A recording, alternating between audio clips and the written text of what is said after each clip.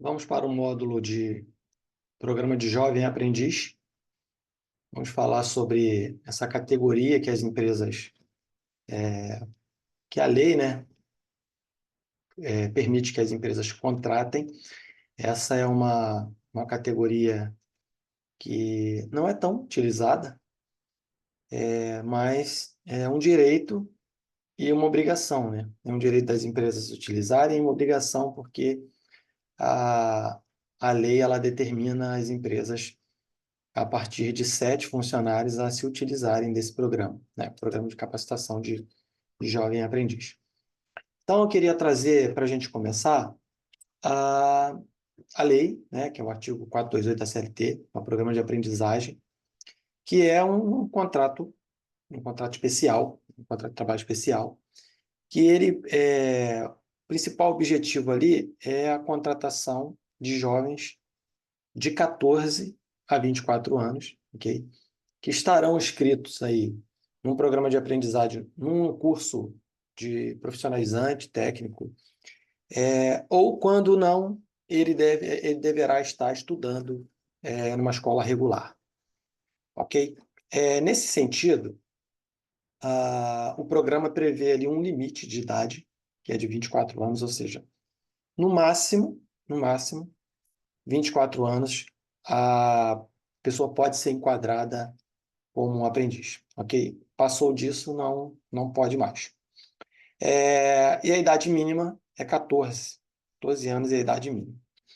É importante aqui que o contrato também tem um prazo limitado, que ele vai de mínimo de 11 meses e máximo de 24 meses. Então, ele tem 2 anos máximos, é o máximo de período que o aprendiz poderá estar dentro da empresa fazendo as suas atividades.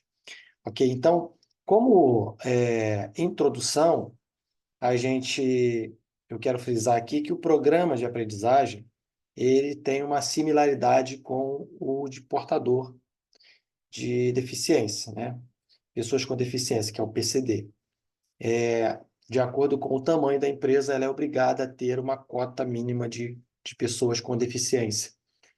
Também no programa de aprendizagem profissional, que é o Jovem Aprendiz, também deve-se ter ali o mínimo e o máximo de profissionais contratados, que não pode ser, imagina uma empresa só de aprendiz, né? Quem é o sênior que vai ensinar a essas pessoas, ou os tutores que vão ensinar esses jovens?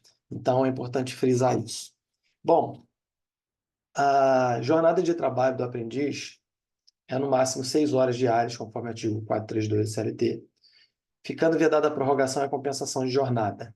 E ele pode chegar ao limite de 8 horas diárias, desde que o aprendiz tenha completado o ensino fundamental, ou seja, a idade dele já é um pouquinho mais elevada, porque ele já conseguiu terminar o ensino fundamental, e ali então, nesse período, ele já está numa escola técnica. Então, pode chegar ali às 8 horas diárias, considerando, ok? Considerando uma coisa importante frisar, que essa jornada diária, ela soma parte prática e parte teórica.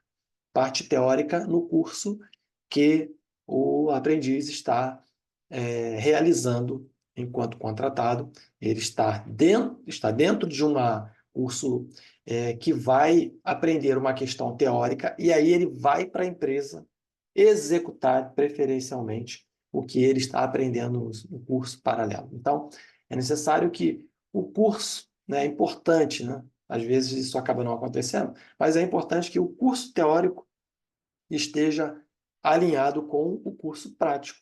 Ou seja, ele está aprendendo sobre questões administrativas no seu curso teórico, quando ele vai para a empresa, é necessário que ele aprenda, que ele realize atividades administrativas.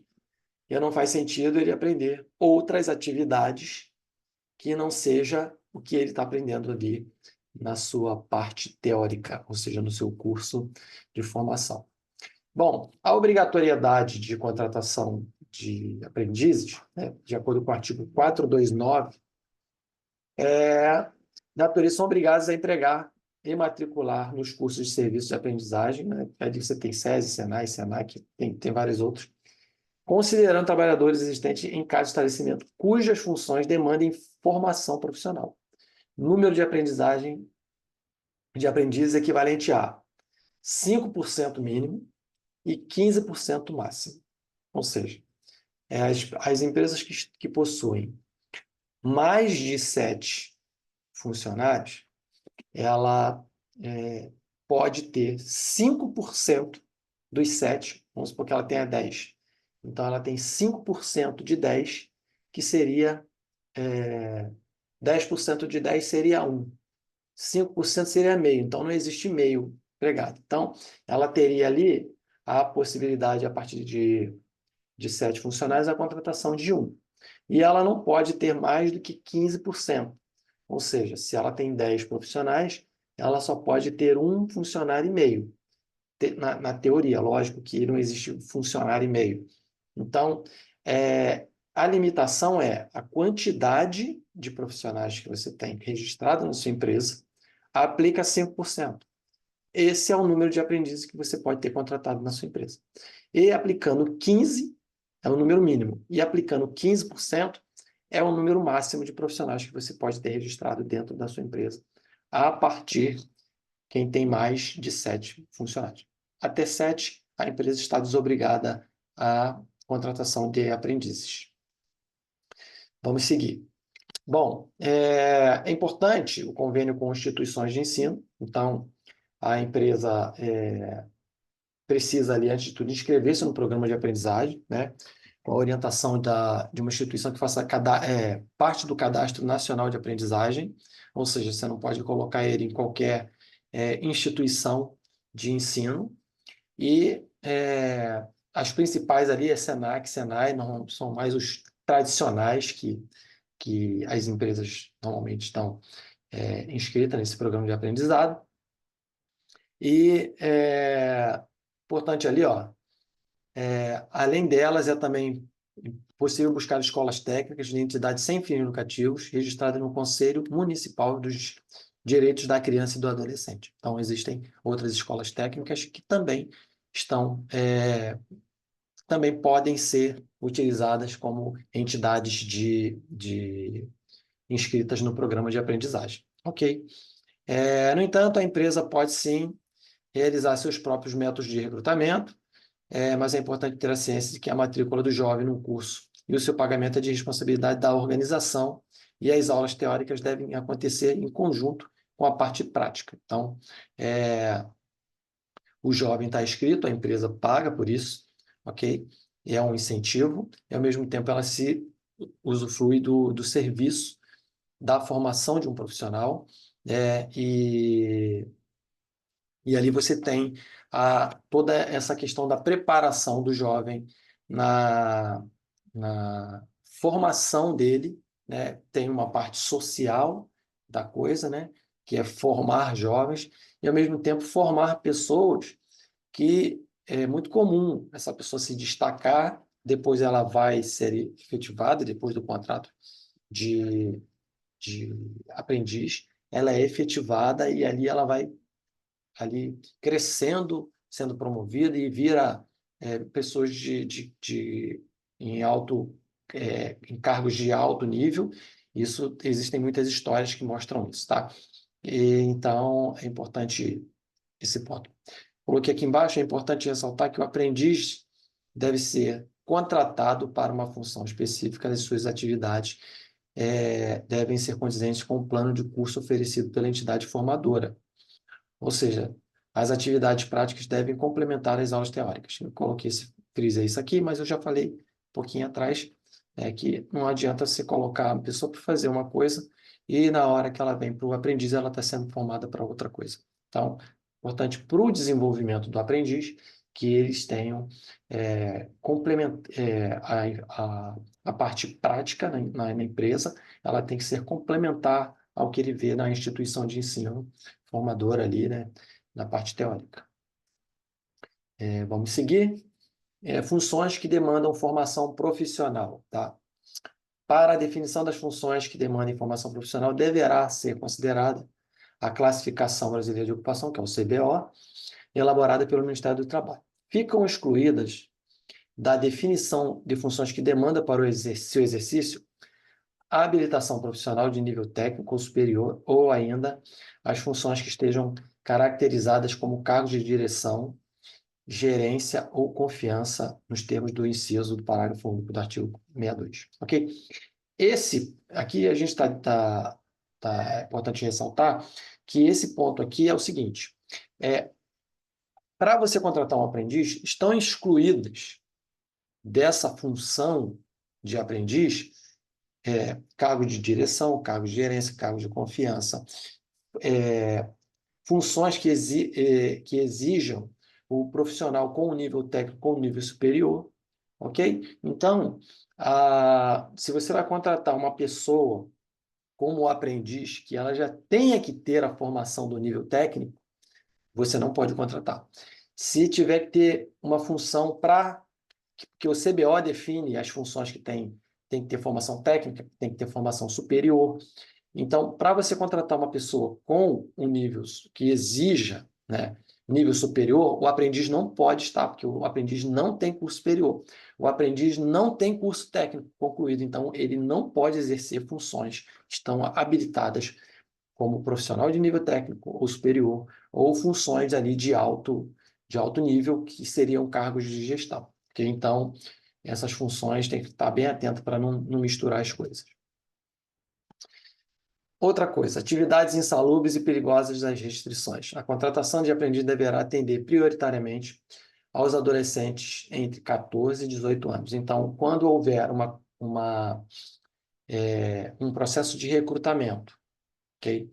E ali estão pessoas de 14 a 24 anos e existem ali várias possibilidades, a prioridade é quem está entre 14 e 18.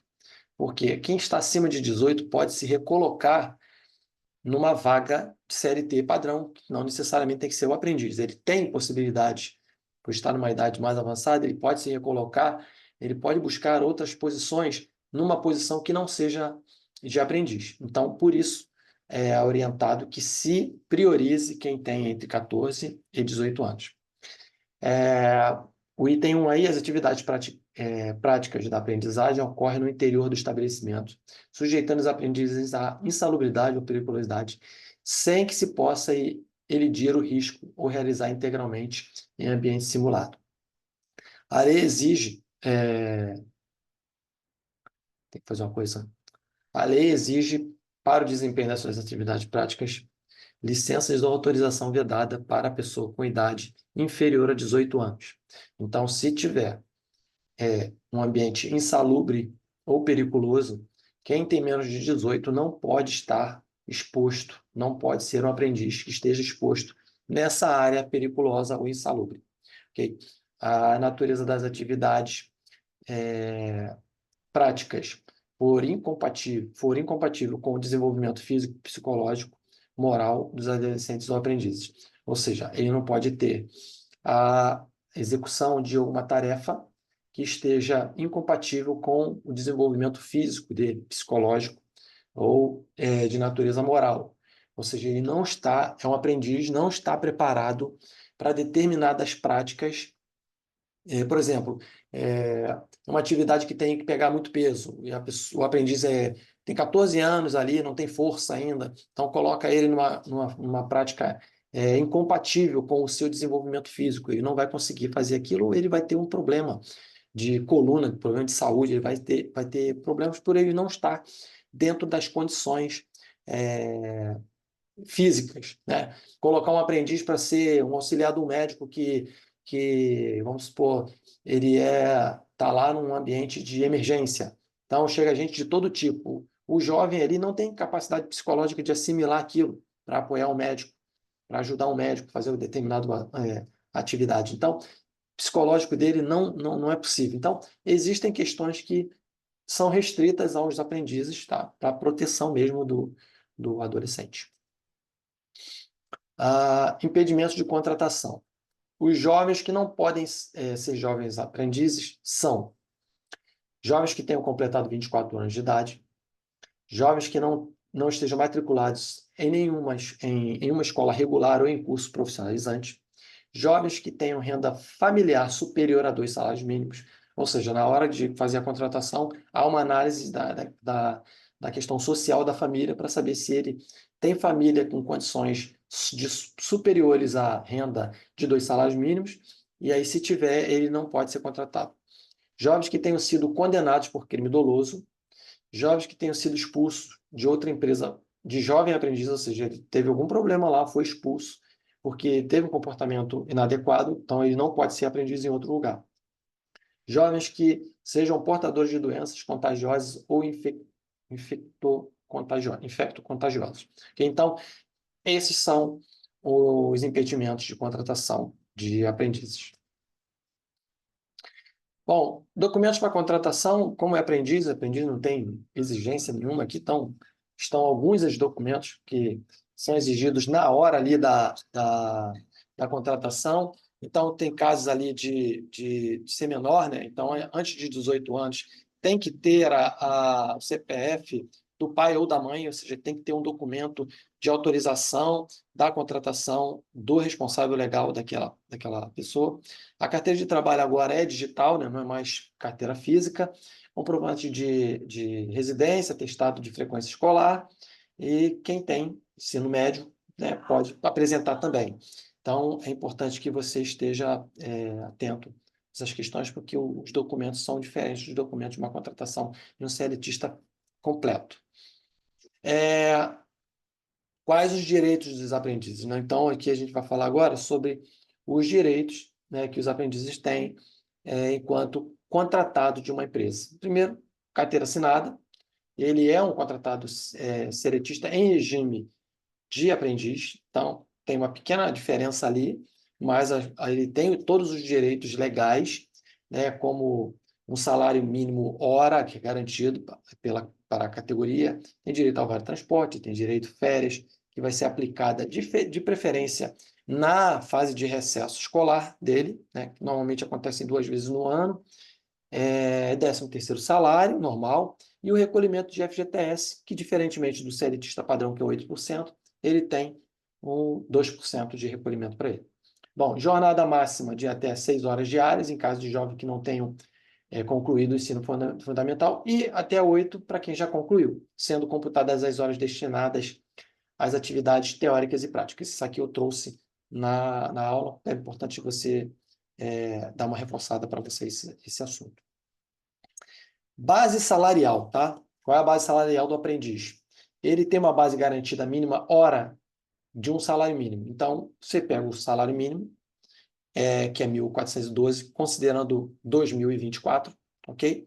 À medida que o salário mínimo muda, o salário hora muda. Então, 2024, jornada padrão, 220 horas, base CLT. Então, ele tem uma hora de 6,42 de horas, o valor hora para o aprendiz. Então, o jovem tem ali, a jovem aprendiz de 6 horas, ele tem uma base mínima de salário de 995,08, tá? De salário base. E o de 4 horas, um valor base de 663,39 como o salário base, né? Até 4 horas de serviço. Então, considerando aí esses 2 pontos, existem empresas que pagam um pouco mais do que é o previsto pelo mínimo, tá? Então, ali é a base mínima garantida, então essa base mínima garantida a empresa não pode pagar menos. As empresas que desejam pagar mais por convenção coletiva ou por liberalidade, elas podem pagar mais, não tem problema algum. Bom, o mínimo garantido, a fórmula de cálculo está aí, que é um índice, esse 4,4285, ele é um índice que é um número de dias do mês dividido por 7. Então, se você pegar 7 dias na semana, o número de dias no mês, pegar o 31 e dividir por 7, você vai achar 4,4285. Se pegar o 30 e dividir por 7, vai dar 4,28. Então, a fórmula está aí, né, que é o salário hora vezes horas trabalhadas na semana, vezes semanas do mês, vezes 7, dividido por 6. Então, Ali eu coloquei já a fórmula em cima, né, para achar o 995 e a fórmula segunda ali para achar o 663, para você saber como é que se chegou a esse mínimo de valores a serem pagos para o aprendiz, ok? Vamos seguir. Descontos permitidos para uma folha de pagamento de um aprendiz. Ele tem uma contribuição de 8% de INSS, então, em cima do valor que ele recebe lá, seja 995 ou 663, vai aplicar o 8% de contribuição previdenciária. Faltas injustificadas podem ser descontadas, o vale transporte previsto por lei até 6% pode ser descontado, assim como vale alimentação, refeição, convênios que a empresa, benefícios que a empresa cede, segue o padrão do desconto conforme a regra da empresa, e contribuição sindical, que acontece uma vez no ano, que os empregados que não se opuserem também pode ser descontado na folha de pagamento. Bom, quanto custa um aprendiz, né? Quando a gente fala de custo para a empresa, é um custo muito baixo. A condição é bastante vantajosa para a empresa. Além do salário e vale transporte, né, o custo extra que a empresa tem é o recolhimento do FGTS em percentual de 2% sobre o salário. Então, não tem o INSS patronal, né, parte empresa, então isso já dá um alívio na carga tributária da empresa bem, bem vantajoso. Ok? Questões de rescisão também, não é cobrada multa rescisória. Tem algumas questões ali que a gente vai falar no quadro mais à frente dos direitos, com mais detalhe, mas, em geral, o aprendiz ele tem um custo cerca de 75% menor do que o empregado CLT padrão. Tá? Então, é importante que você tome conhecimento e saber que a sua empresa pode contratar um aprendiz e ser beneficiado por ter um custo baixo. Ok? Vamos seguindo. Quais os deveres do aprendiz? Bom, ele tem que estar matriculado, né, frequentando a escola, caso ainda não tenha concluído o ensino médio, mantenha a frequência mínima de aprendizagem teórica e prática, então ele tem que ter frequência ali acompanhada, manter um desempenho satisfatório nas atividades teóricas e práticas, então tem que estar com desempenho bom, ok? O desempenho tem que estar correto ali, um comportamento ok, para ele não entrar num campo de indisciplina, enfim. Assim, também é importante que o empregador acompanhe de perto esses direitos e deveres, atentando-se ao cumprimento dos direitos dos trabalhistas, né? E verificando como está o desempenho e frequência do aprendiz. Então, sempre é normal que a empresa defina um tutor que vai fazer o acompanhamento daquele aprendiz nas suas atividades fora da empresa e dentro da empresa. Deveres, outros direitos do aprendiz, né? Ele tem direito de seguro-desemprego, estabilidade em razão de gravidez, estabilidade em razão de acidente de trabalho, estabilidade em razão de auxílio-doença. Então, ele é amparado pela Previdência em todos os aspectos como um contratado de aprendiz, assim como o seletista, ok? Levando em consideração que ele tem ali um prazo limite, né, de contrato que não pode se exceder, que são os 2 anos de contrato. Quando se aplica uma rescisão, ou seja, quando que uma empresa pode demitir um aprendiz depois que ela contrata? Bom, primeiro, desempenho insuficiente ou falta de adaptação, que aí é identificado pela empresa junto à instituição de ensino, ou seja, a pessoa não está performando nem lá, nem na empresa. Falta disciplinar grave, ou seja, teve um comportamento que permite que a empresa o desligue, né? A ausência injustificada da escola que implique na perda do ano letivo, ou seja, está faltando tanto que ele já, por falta, vai perder o ano letivo. Solicitação do próprio aprendiz, ou seja, ele pode chegar lá e falar assim, gente, eu não quero mais ser aprendiz nessa empresa, eu quero ir embora, e ele pode ir embora. Completar 24 anos, exceto no caso de portador de deficiência que não tem essa limitação. E o término do prazo máximo do contrato, que são os 2 anos. Então, aí se aplica também a rescisão.